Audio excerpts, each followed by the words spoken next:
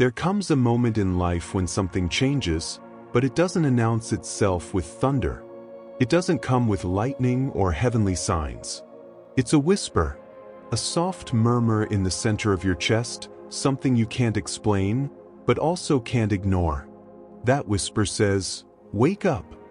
And you, who thought you were already awake, realize you've only been dreaming a dense dream, heavy with obligations, masks, routines, inherited beliefs, and others' expectations. You don't know what's calling you, nor where it's taking you. You just know that the life you're living is no longer enough.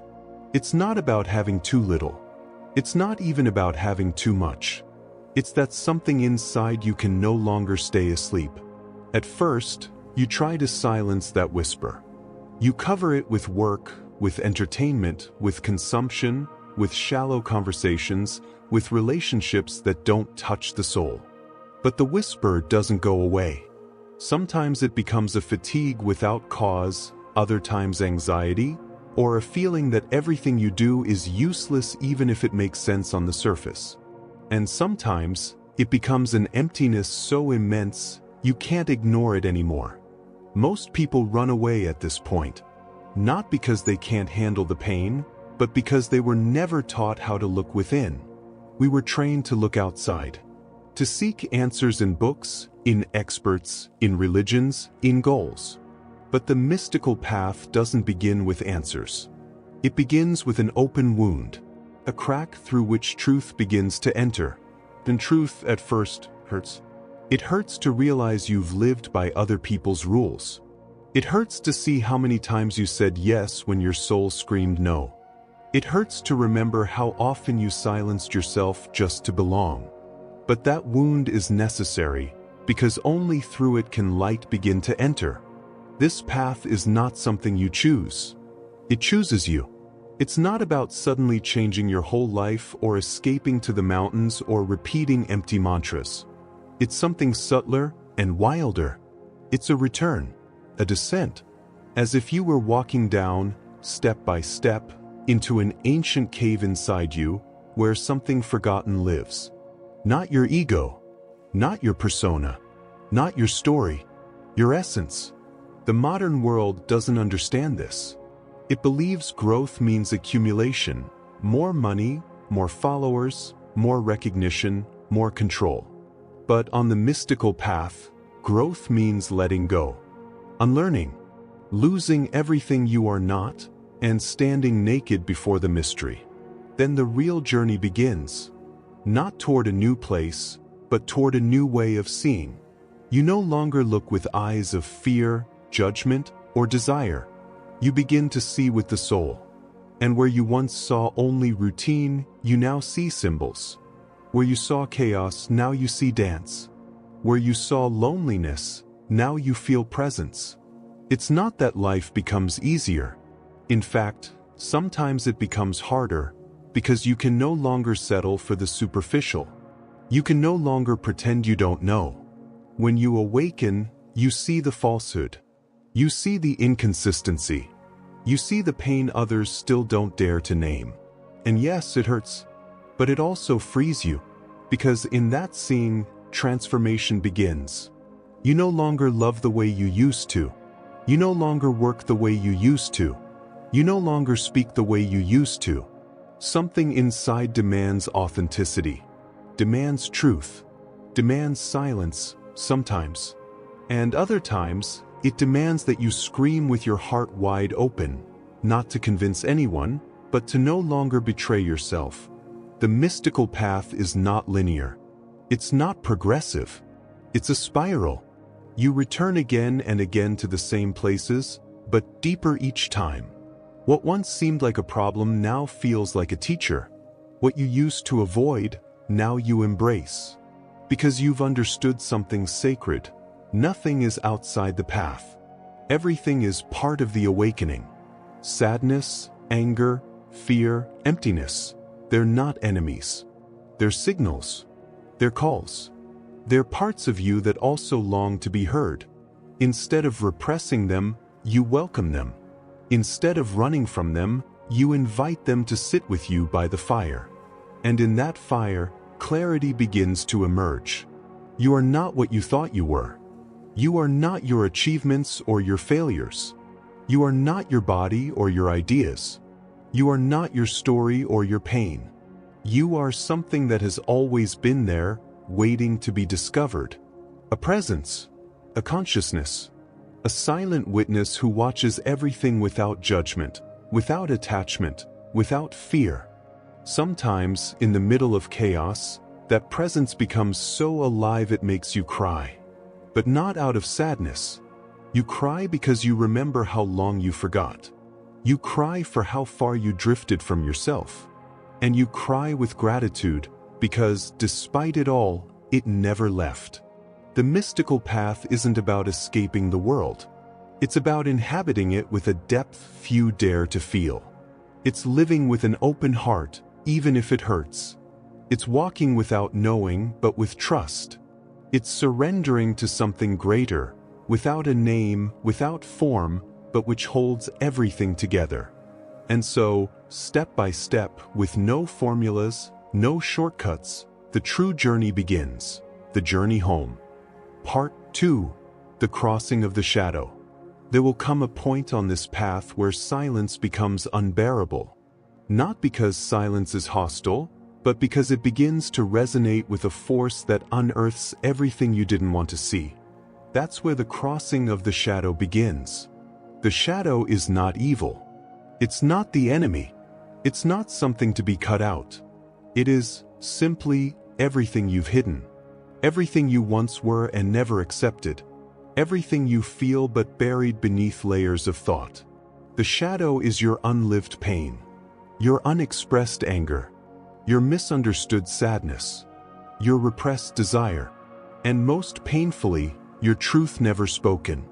At this crossing, there's no turning back. The soul has already tasted silence. It has smelled truth. And even though part of you will want to escape, to return to what's comfortable, something deeper won't let you. The shadow will invite you to look, and if you accept the invitation, you will discover one of the greatest paradoxes of the mystical path.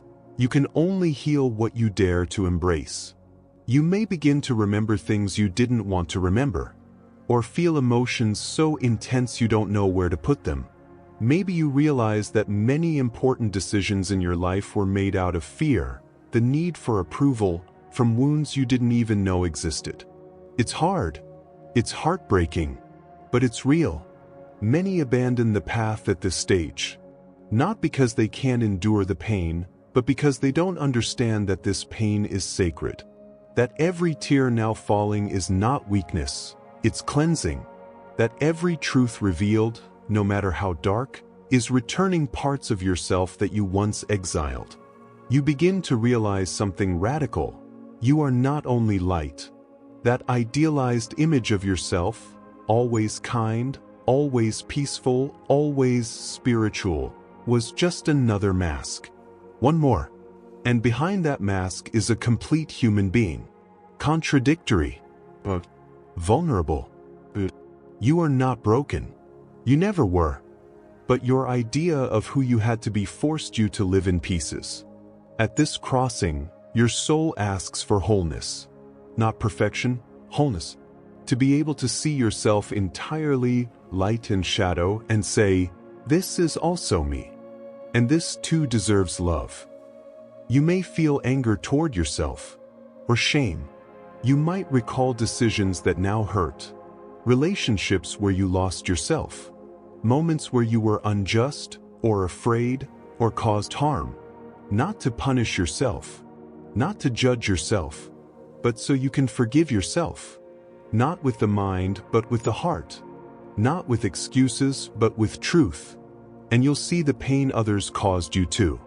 The times they didn't see you. The times you stayed silent out of fear.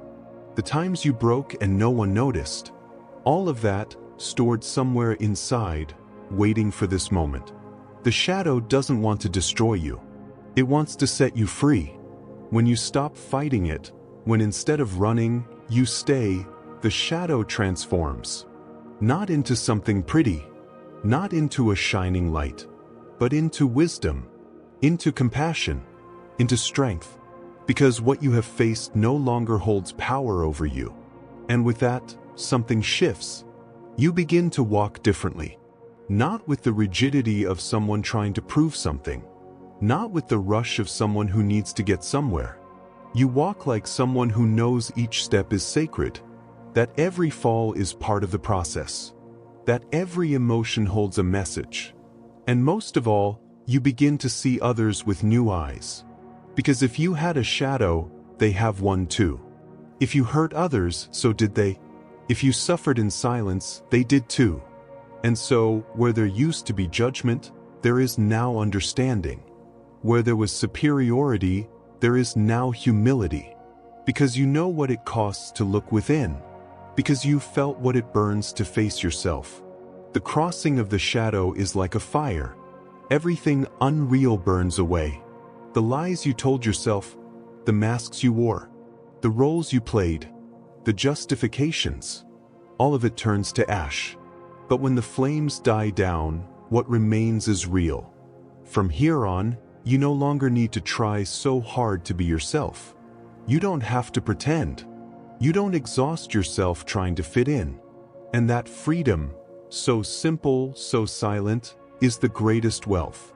You don't become a better person. You become more you. And that is enough. You no longer seek to be someone. You simply want to be. To breathe with awareness. To live the moment. To say yes when it's yes. To say no when it's no. To love without fear. To cry without guilt. To laugh without reason. This crossing won't happen only once. You'll return to it many times. Because there are always more layers. Always more to integrate. But each time it hurts less. Because now you know the path. Because you are no longer afraid of your darkness. Because you've discovered that your shadow holds treasures too. And then you understand why the wise speak in paradoxes. Because only in the dark do you find the light. Only in silence do you hear the truth. Only when you stop fighting does true transformation begin. What remains after the crossing is not a new you. It's the you who was always there, waiting for you to step aside. Part 3. The Luminous Surrender.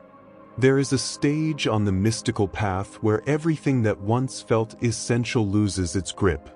Not because you reject it, not because you become indifferent, but simply because it no longer rules over you. The external world stops controlling your inner state. And this doesn't happen because you've mastered it all, but because, finally, you've surrendered. But this surrender has nothing to do with failure. In fact, it is the greatest triumph. It's the moment when you stop fighting yourself. You stop resisting.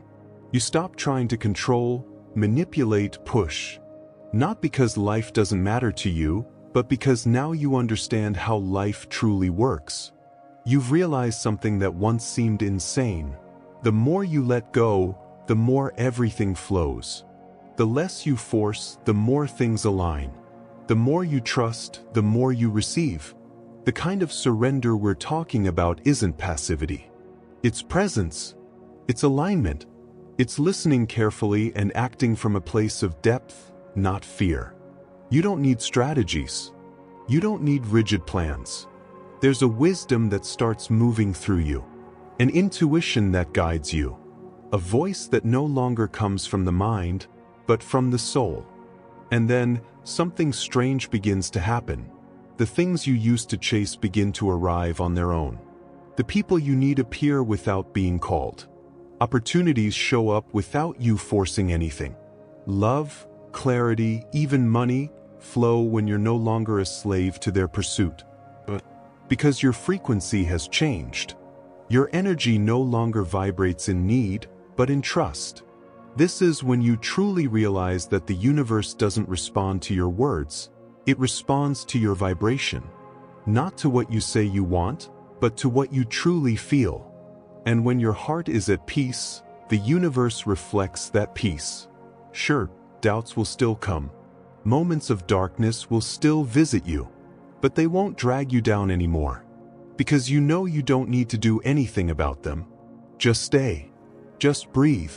Just remember that the river keeps flowing, even when you don't know where it leads.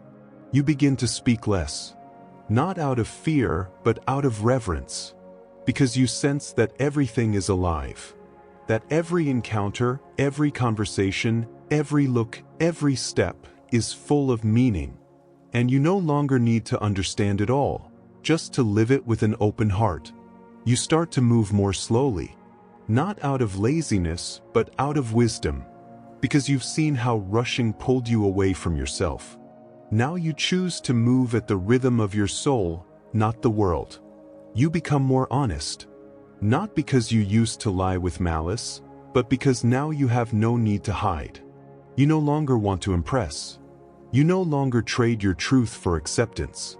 And that gives you an immense freedom. In this luminous surrender, losses no longer destroy you, because you now know that nothing that is truly yours can be lost. And what leaves has already fulfilled its purpose. There is no desperate attachment. There is no fear of being alone, because you've discovered you are never alone. You begin to feel deeply connected to everything, to nature, to cycles, to the mystery, even to pain, because you no longer reject it. You don't need to understand it to embrace it. You become space, presence, receptivity, and in that state, you discover something wonderful, joy.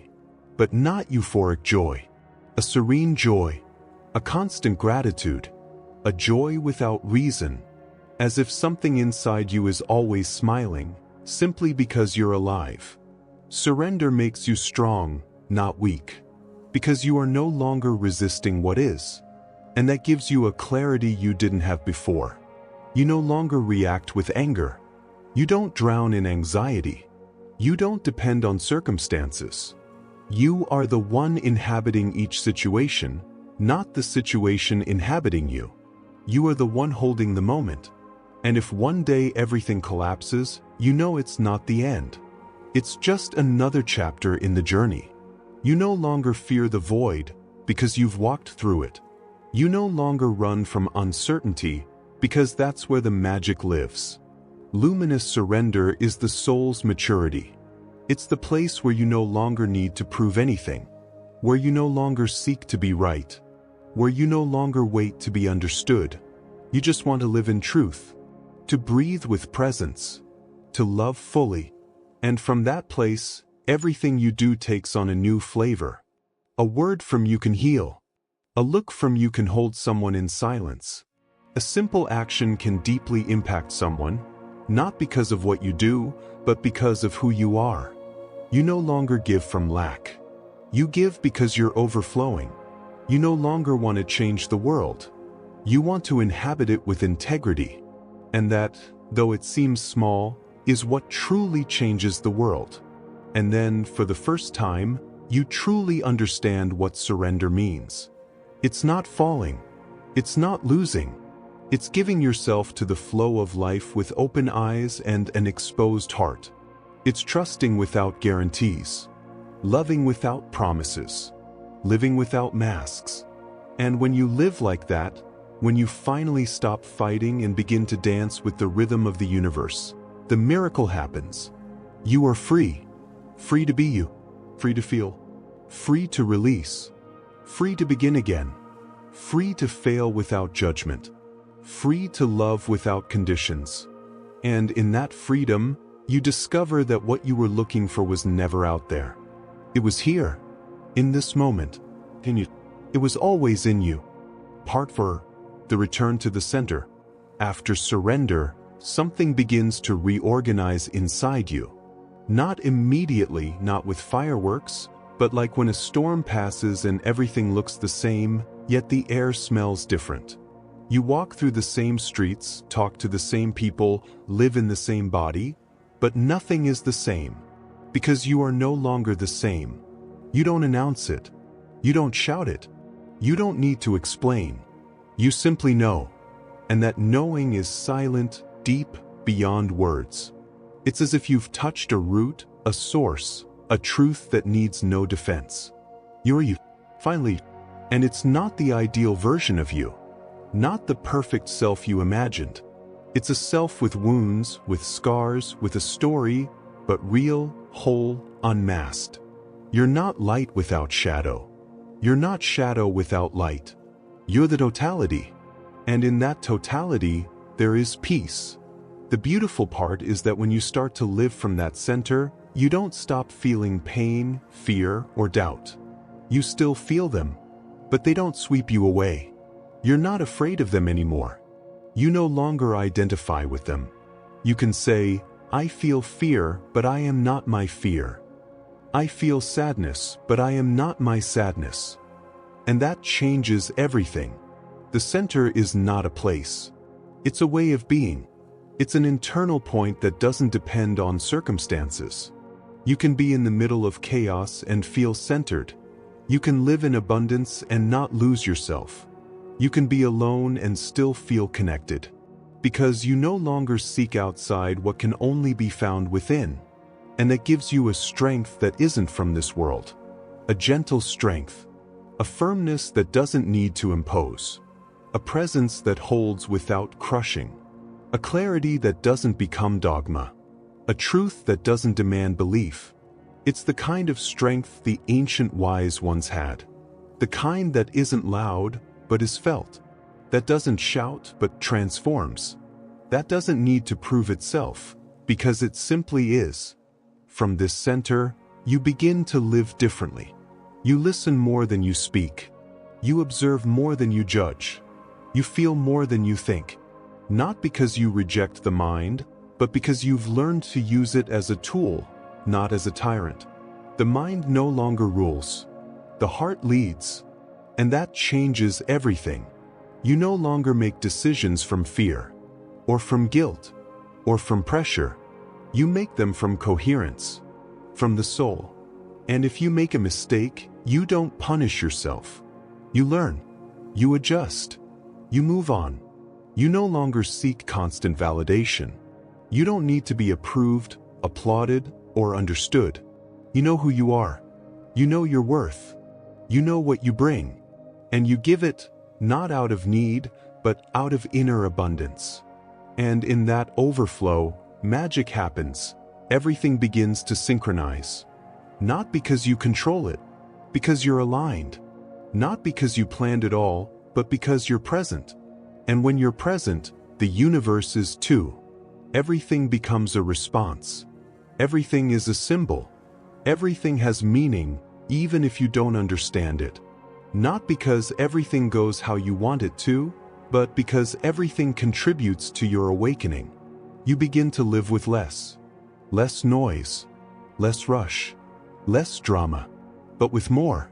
More presence. More depth. More essence. And that's enough. You don't need to fill yourself. You need to empty, so what's essential has room. Encounters become sacred. It doesn't matter if they're long or brief, if they last a lifetime or a moment. Every encounter is a mirror. Every glance, a revelation. Every word, a seed. Relationships change. Some break. Others transform. Some people drift away without warning. But you no longer cling. You know that what leaves doesn't belong to you. And what's real always returns. Not from attachment, but from freedom. Life becomes simple. Not because it's easy, but because you no longer complicate it. You allow yourself to be surprised, to feel, to be touched by beauty. And you discover that beauty is everywhere. In a flower, in a crack, in a song, in a goodbye. You begin to understand that everything is alive, that everything has soul, that each thing, each being, each moment is part of an invisible web that holds you. And life is no longer a battle. It's a dance. You no longer march like a soldier. You begin to move like a soul. And when you stray from your center, you notice. Because it hurts. Because things become distorted. But you don't judge yourself. You return. You breathe. You come back.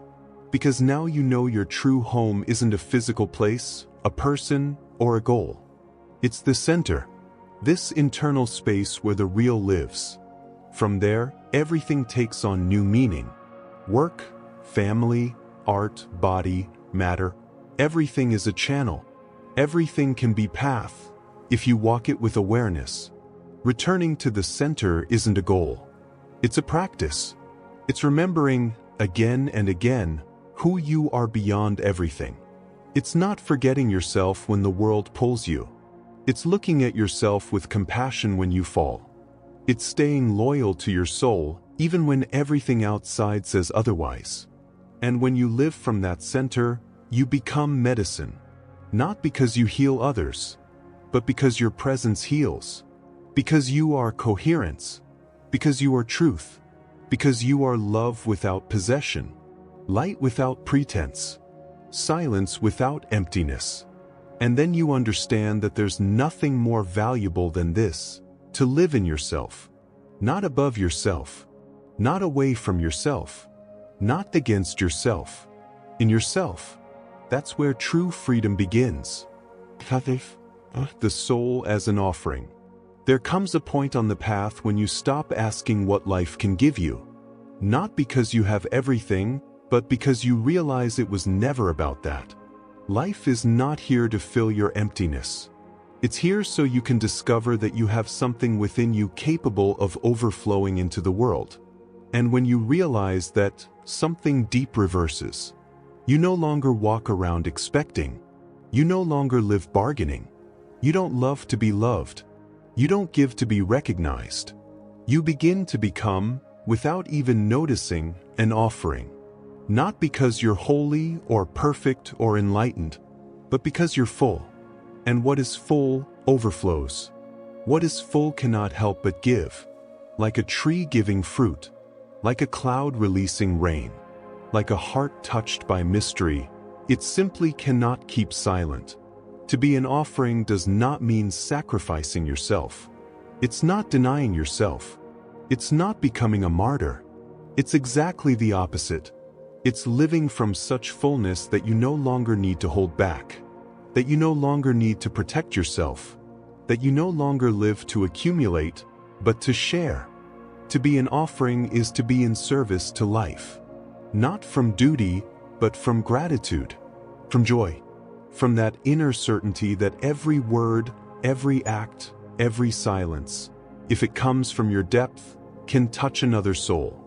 And then, you don't need a stage. You don't need fame. You don't need huge accomplishments. You can be in a hospital, in a classroom, in a kitchen, on a bus, on the street, and still be medicine. Because what you give is not what you do. It's who you are. People won't always see it. They won't applaud it. Sometimes they won't even notice. But they'll feel it. Because what is real is felt. Because authenticity has a frequency. Because a soul that's awake touches other souls.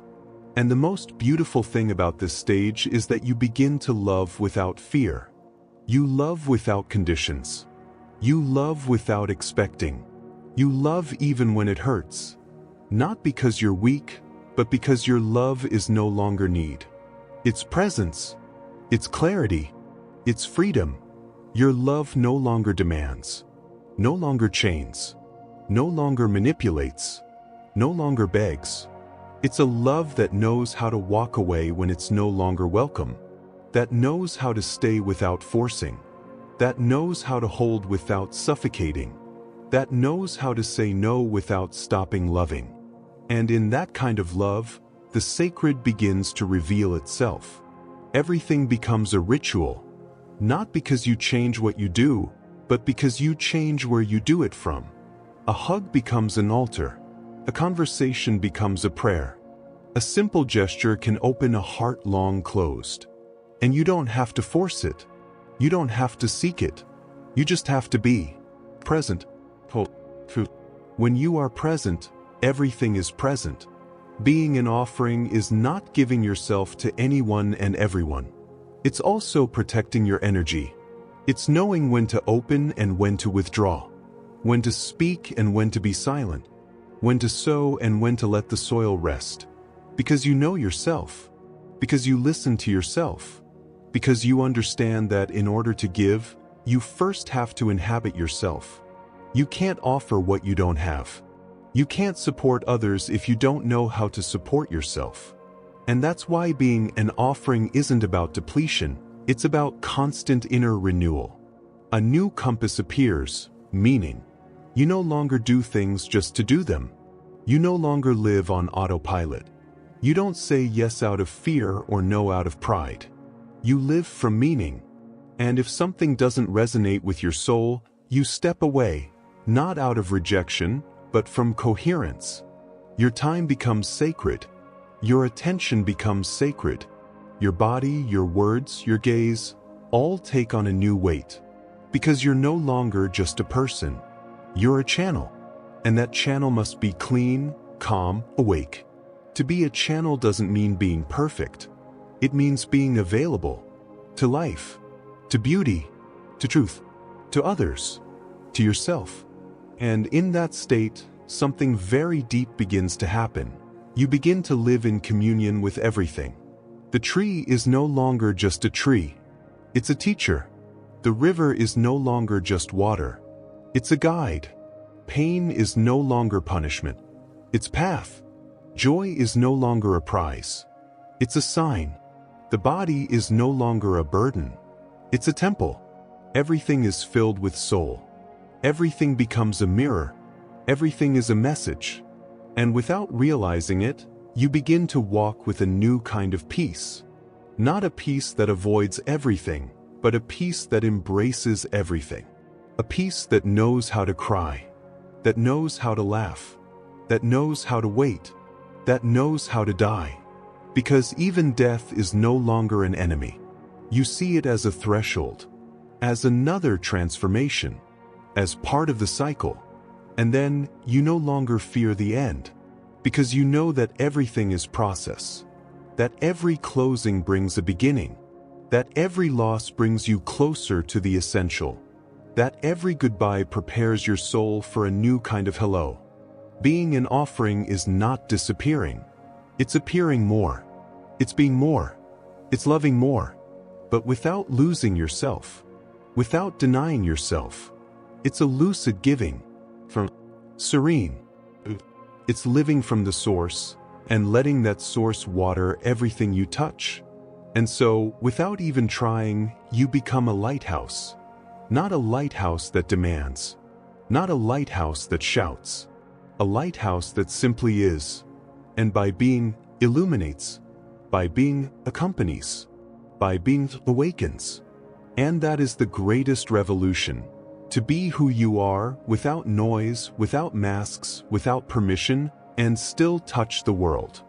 Part 6. The silence that holds everything. And at the end of everything, after walking, crying, surrendering, feeling, loving, and letting go, what remains is silence. Not a forced silence. Not an uncomfortable one. Not the kind of silence filled with repressed thoughts. It's a different kind of silence. One that cannot be explained. One that simply, as if life, after so much noise, finally speaks its true language, silence. And you, who once ran from it, now embrace it. You discover there's nothing left to say. Nothing to prove. Nothing to understand. Everything is here. Everything has always been here. You looked for it in books, in people, in goals, in experiences, and now you realize the answer was always in this moment. This one. There is nothing else. You don't need to be fine. You don't need to be broken. You don't need to feel something special. You only need to be, to breathe, to exist. And in that state, something shifts. The mind no longer commands. Thoughts arise, but you no longer place them on the throne. Emotions come and go, but you don't hold on. Sensations appear and disappear, but you don't identify with them. There is something deeper, something that watches, that is present, that remains. That something has no name, no form, no story. It is before all stories. And yet, it holds all things. That something follows you. Not you as identity. Not you as character. Not you as history. You as awareness. You as space. You as origin. And from there, everything looks different. Because from that space, there is no separation. There is no inside or outside. No you in the world. Everything is one.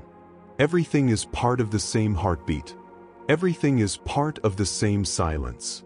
The tree, the sun, the wind, the stone, the other, not as an idea, not as philosophy, as lived experience, as truth that needs no words.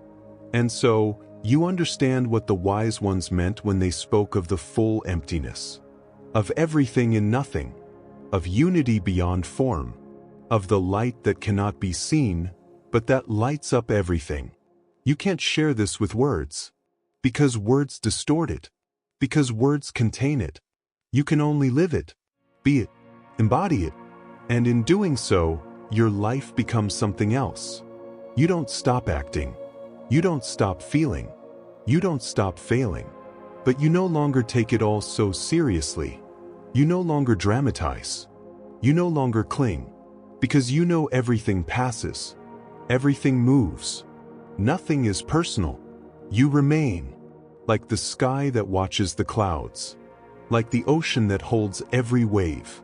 Like the silence that holds everything. You begin to walk lighter. To see deeper. To love more freely. Because you're no longer trying to fill an emptiness. Because you no longer believe you are lacking. Because you no longer live from scarcity, but from the knowing that everything is already here. And that's when, finally, you understand the simplest, most obvious, most forgotten truth. Life is sacred. Each moment is sacred. Each breath is sacred. And so are you. Not because of what you do. Not because of what you achieve.